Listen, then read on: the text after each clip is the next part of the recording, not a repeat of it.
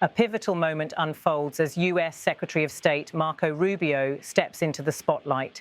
Cameras follow him as he enters the compound where Mexico's leadership awaits. His arrival, though ceremonial in appearance, comes with enormous political weight.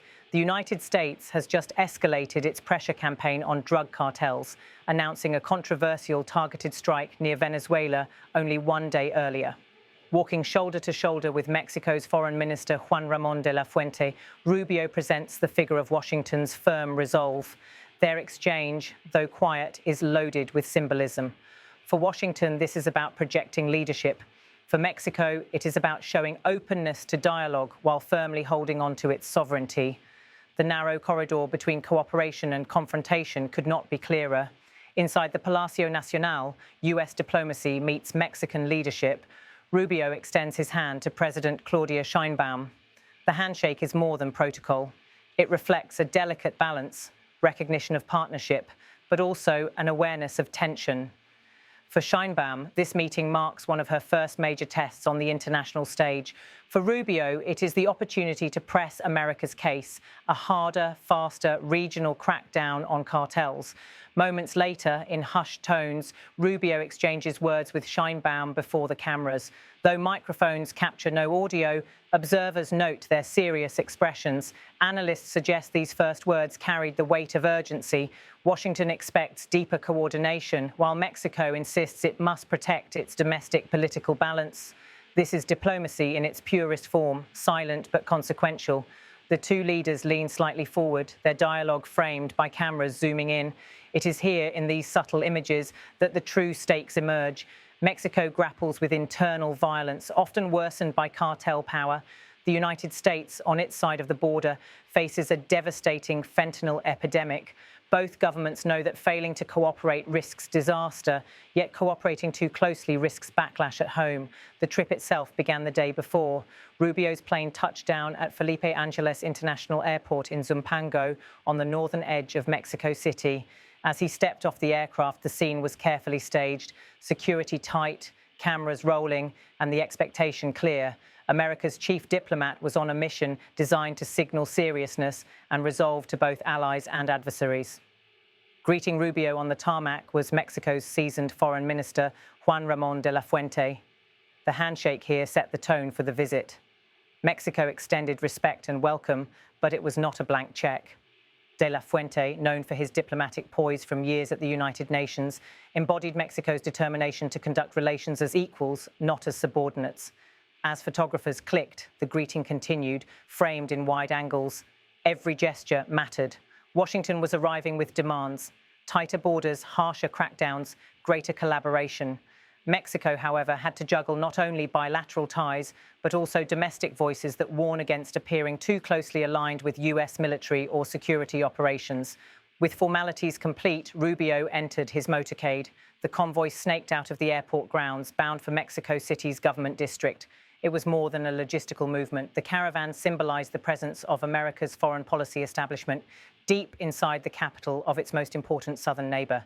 The stage was now fully set for confrontation, negotiation, or both. Behind him, the US government plane stood still on the runway, a steel reminder that Washington can arrive, pressure, and depart, leaving behind consequences for Mexico to manage. For both nations, the stakes are unmistakably high. Rubio's visit did not occur in a vacuum.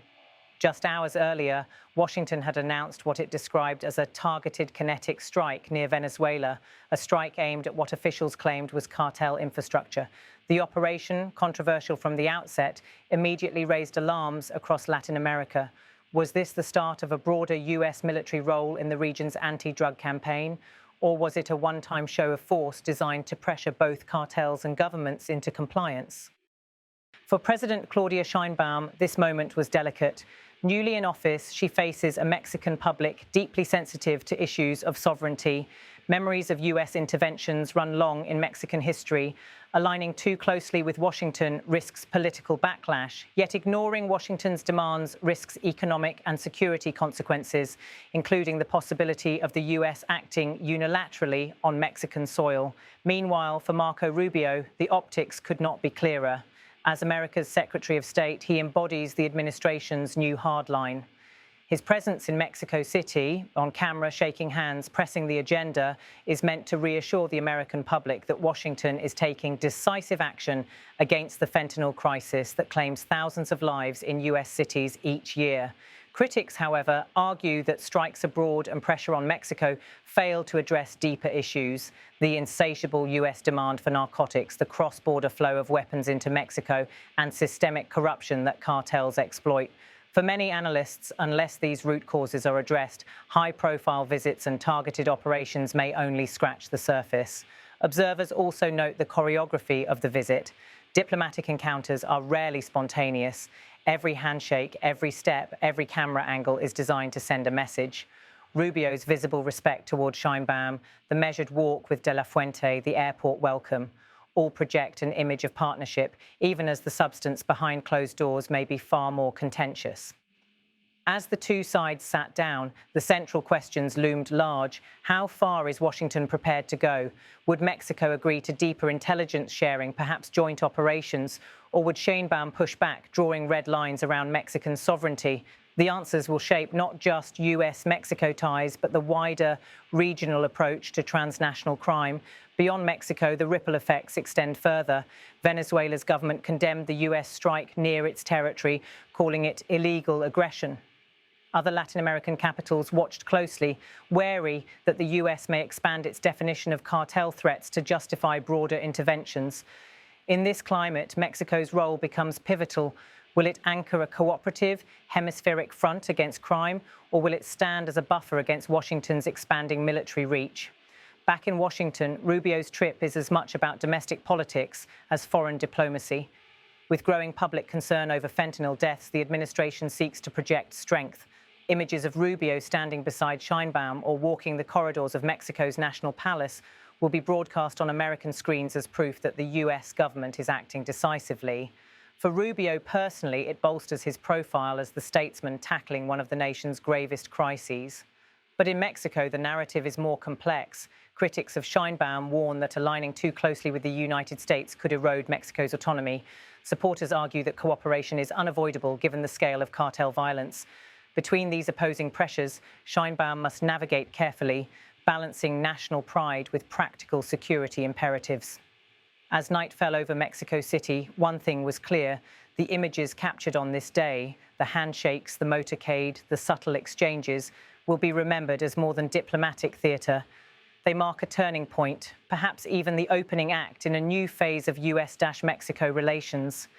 In the end, no dramatic announcements were made before the cameras. No joint press conference, no immediate policy breakthroughs. Diplomacy often works this way. The visible is symbolic, while the real work happens behind closed doors. What is certain is that both nations now face a shared test. Can they unite against the cartels without colliding over questions of sovereignty and strategy? The answer, still unwritten, will shape the region's security for years to come. Gracias.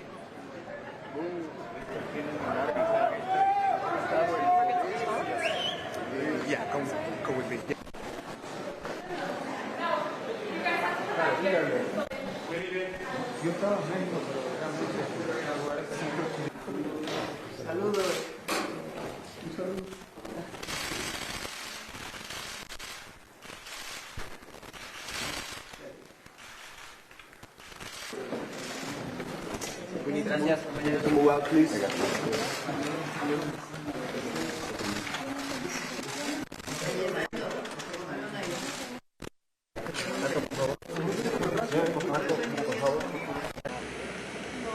¿No? ¿Bárbara?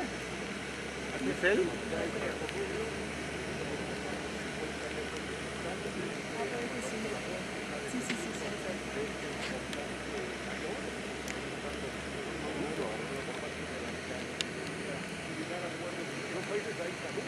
Saluda a todos.